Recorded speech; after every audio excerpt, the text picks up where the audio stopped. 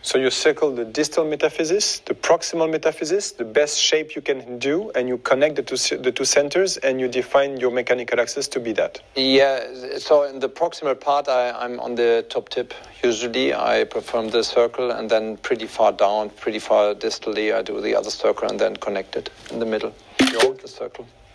The proximal circle a little bit lower than the top tip, and with the distal circle you can get highly different results, especially in a high tibial boning. This picture has no high tibial bowing, so there the orange line comes straight, but you have some outliers where you put the distal circle down there, and it's even wandering out of the bone. Yeah. You have that very hard bowing, and there is a good question: how far do we go? Because the first paper that gives us the borderline of 12 degrees from Binchevsky has not been taking that very long pictures. So if we come right now with these very long pictures, we have higher slope values, and so we probably need to put the borderline a little bit more high.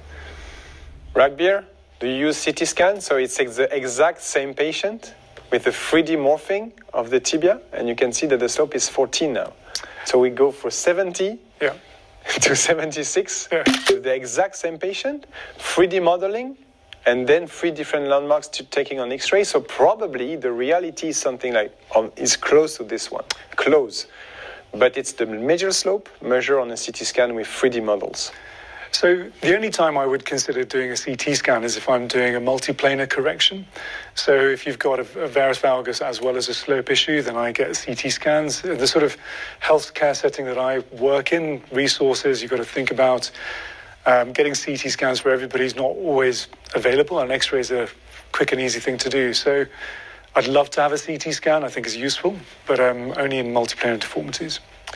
So we just went through the first half hour, and we have many questions. I'm sorry, we'll try to answer everything all along, because some people are starting to talk about treatment. We are going into that.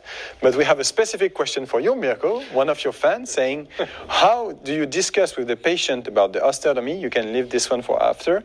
Are you performing long X-ray on every single primary cases?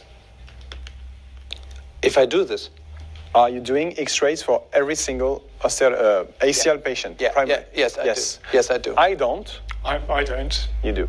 I try to, but it's in a big hospital setting, not possible. I can tell you why. Go ahead. No, my problem was that I was sitting like 3 years ago when he started with the slope correction, and I had my own patient, and he had a revision.